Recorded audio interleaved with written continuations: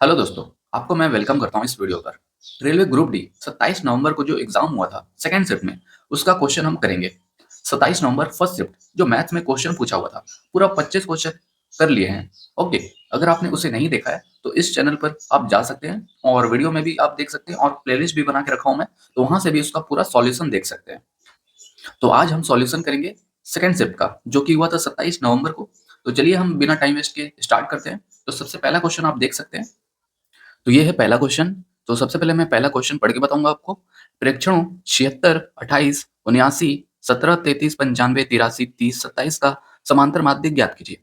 तो ये जो दिया है इसका हमें समांतर माध्य ज्ञात करना है। समांतर माध्य को ही हम ऐसे मान सकते हैं कि एवरेज निकालना है। तो चलिए सबसे पहले हम जोड़ लेते हैं।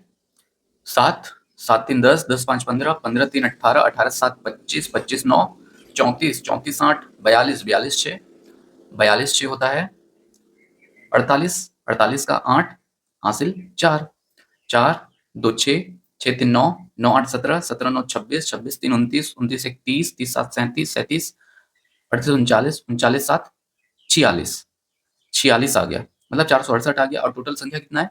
1 2 3 4 5 6 7 8 9। तो टोटल संख्या से हम भाग दे देंगे। तो 9 एकम 9, 9 चौक 36, 9 पैना 45, एक बचा, 9 दूनी 18। तो ये आ चुका है 52। तो इसका समांतर माध्य आ चुका 52। तो ऑप्शन ए हमारा राइट आंसर हो जाएगा। तो ये है क्वेश्चन नंबर दूसरा। तो सबसे पहले मैं आपको क्वेश्चन पढ़ के बताऊंगा। एक दुकानदार ने एक वस्तु 12.5% लाभ पर 85.5 में बेची। यदि उसने उसे 81.70 में बेचा होता तो उसका लाभ या हानि प्रतिशत कितना होता? तो ये क्वेश्चन है प्रॉफिट एंड लॉस का। तो इसको मैं बेसिक से नहीं बताऊंगा, इसका मैं ट्रिक बताऊंगा आपको। तो सिर्फ आप ध्यान से सुनते रहिएगा। सबसे पहले आप इस वीडियो को पॉज कर लीजिए और एक बार क्वेश्चन को फिर से पढ़ लीजिए। तो क्वेश्चन पढ़ लिया आप, तो देखिए। तो 85.50 में बेचा, तो ये 85.5 में बेचा, कितने में बेचा? इतने में बेचा। तो ये बेचा है, बट बेचा तो कितने में इसको प्रॉफिट हुआ? 12.5 में प्रॉफिट हुआ। तो यहाँ पे हम लिखेंगे 12.5 को जोड़ के 100 में, तो ये हो जाएगा 112.5। ठीक है। अब हमें सीपी निकालना है, तो सीपी निकालने के लिए हम यहाँ पे 100 से गुणा करेंगे। ठीक है, दशमलव से दशमलव कट जाएगा, तो ये काट लेंगे 25 चौक 100, 25 चौक 100, फिर 12 बचा, 25 पंचे, ये हो जाएगा। फिर इसको काट लेंगे, 5 5 10, 8 18, ये 9 से कटेगा, तो 9 पैना 45, 9 9 9 9 9 81, एक बच सॉरी 4 बचा, 9 पैना 45। फिर से एक बार काटेंगे तो 5 एकम 5, 4 बचा, 5 नियम 45, तो 19 चौक 76। तो ये 76 आ गया। ये क्या है? ये सीपी है। सीपी मतलब क्रय मूल्य 76। अब बोल रहा है अगर 81.70 में बेचा, कितना में बेचा? 81.7 में। तो सीपी 76 है, मतलब क्रय मूल्य 76 रुपया है, और इसको बेचा है 81.7 में। तो प्रॉफिट कितना का हो रहा है? 76 से देखिए कितना ज्यादा है, ये 5.7 ज्यादा है। तो ये हो जाएगा 5.7 का प्रॉफिट हुआ है। और प्रॉफिट हमें निकालना है, तो नीचे में हम क्रय मूल्य रखते हैं, तो जो कि 76 दिया हुआ है, सॉरी निकाले हुए हैं। और हमें परसेंट में निकालना है, तो 100 से गुणा कर देंगे।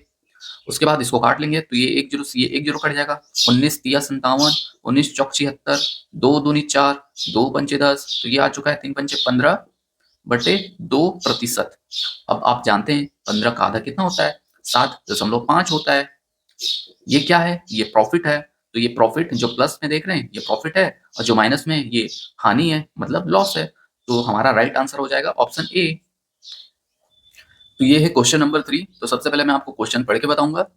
374 से 384 के बीच कितनी अभाज्य संख्याएं हैं? तो हमें क्या निकालना है? अभाज्य संख्या निकालना है। किसके किसके बीच में?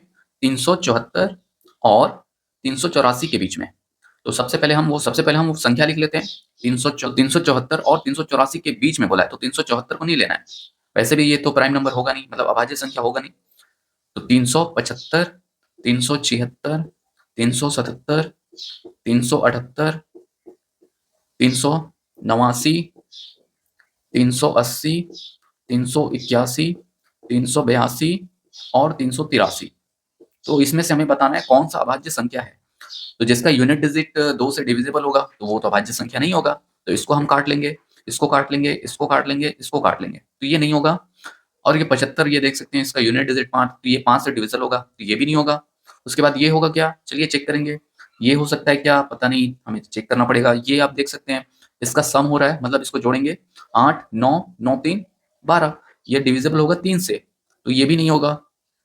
उसके बाद बच्चा ये तो क्या आपको ये पता है क्या ये किसी से डिविजिबल होगा? तो 377 किससे डिविजिबल होगा? तो प्राइम नंबर हम चेक करते हैं प्राइम नंबर संख्या से डिवाइड करके। तो ये 17 से डिवाइड करेंगे तो क्या आएगा? 17 से डिवाइड होगा क्या? 17 एकम 17, 17 दूनी 34, 4 बचा, 17 से डिवाइड नहीं हो रहा है, तो ये हो सकता है। बट और हम चेक करेंगे 17 से पहले क्या आता है?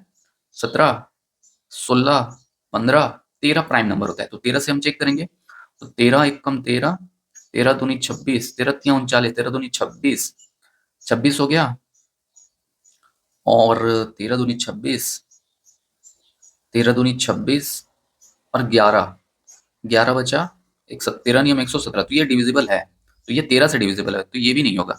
अब बचा ये और ये, क्या ये किसी से डिविजिबल है?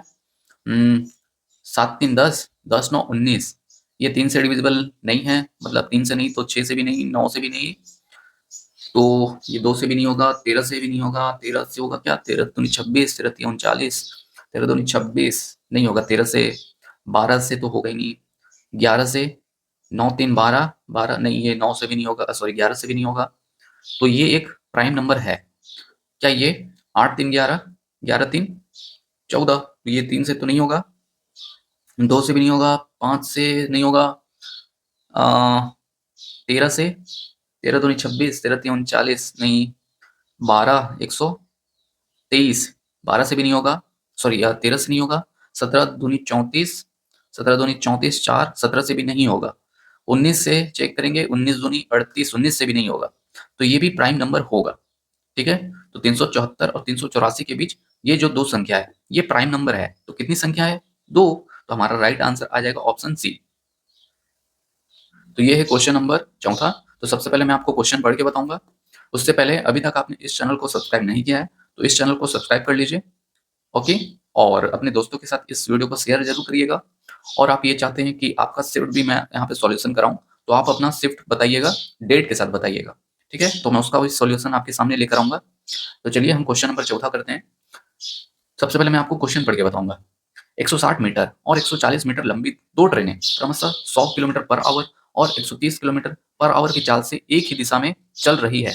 पीछे से आ रही तेज चाल वाली ट्रेन को दूसरी ट्रेन को पूर्ण रूप से पार करने में लगा समय मिनट में ज्ञात कीजिए।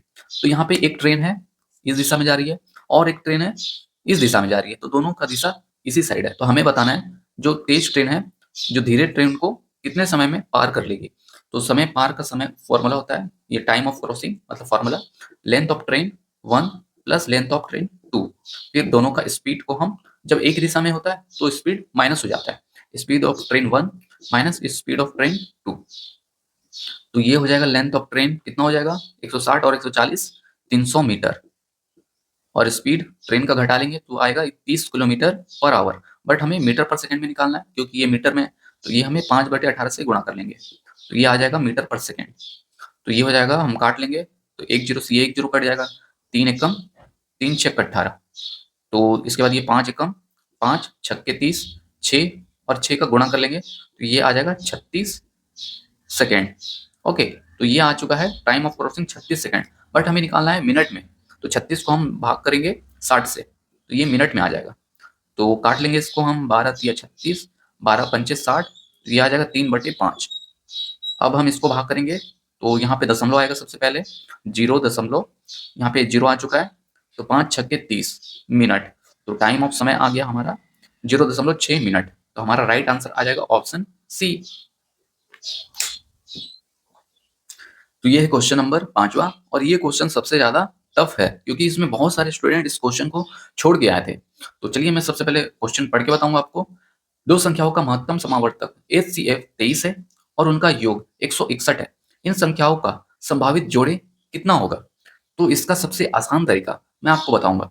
देखिए HCF कितना है, 23 है, और उनका योग 161 है, तो जो योग है 161, इसको हम भाग कर देंगे HCF से, तो क्या आएगा 23 एकम 23, ये कितने बार में जाएगा, तो इसका चेक करने का तरीका है यूनिट डिजिट में इसका गुणा करेंगे, जितना यूनिट डिजिट एक आएगा तो उसी से हम भाग करेंगे, तो 3 तिया 6 तिया 18, 8 आ रहा है, 7 तिया 21, 7 से भाग जाएगा ये, क्योंकि इसका यूनिट डिजिट में जब 7 से गुणा करेंगे तो 1 आ रहा है, मतलब 7 या 21 का 1 हासिल 2, 7 दूनी 14, 15 16। अब देख सकते हैं 167 आया, तो मतलब ये 7 बार में भाग जा रहा है।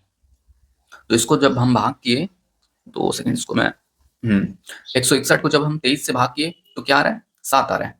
ये जो 7 है, अब ये जो 7 है पूरा आंसर इसी में छिपा हुआ है। अब हमें क्या करना है, हमें 7 का जोड़ा बनाना है। हमें ऐसा जोड़ा बनाना है, मतलब जोड़ के 7 आए और को प्राइम हो, मतलब 1 प्लस 6 जोड़ेंगे तो 7 आएगा। उसी तरीके से 2 प्लस 5 जोड़ेंगे तो 7 आएगा। 3 प्लस 4 जोड़ेंगे तो भी 7 आएगा। 4 जोड़ेंगे 3 में तो भी 7 आएगा। लेकिन देखिए अब ये रिपीट हो रहा है, तो इसको हम नहीं लेंगे। तो ये कितना जोड़ा आ चुका है, 3 जोड़ा आ चुका है। तो क्वेश्चन में भी यही बोला था, कुल कितना जोड़ा हो जाएगा। तो यहाँ पे आप देख सकते हैं, ये पहला जोड़ा, ये दूसरा जोड़ा, ये तीसरा जोड़ा, तो टोटल कितना जोड़ा हो गया, 3 जोड़ा। तो इसका राइट आंसर आ जाएगा ऑप्शन 3। तो दोस्तों आज हम क्वेश्चन नंबर 1 से लेके 5 तक किए। अगले वीडियो में मैं आपको क्वेश्चन नंबर 6 से लेके 10 तक कराऊंगा। मैं एक साथ इसलिए नहीं करा रहा हूँ क्योंकि वीडियो बहुत लंबा हो जाएगा। ओके, इसीलिए मैं छोटे-छोटे पार्ट्स में हर वीडियो में कम से कम 5 क्वेश्चन करा रहा हूँ। ओके, तो चलिए कंटिन्यू करेंगे क्वेश्चन नंबर 6 से लेके 10 तक। तब तक के लिए इस चैनल को आप सब्सक्राइब कर लीजिए और अपने दोस्तों के साथ इस वीडियो को शेयर भी जरूर करिएगा। तो चलिए दोस्तों, मिलेंगे हम, तब तक के लिए थैंक यू।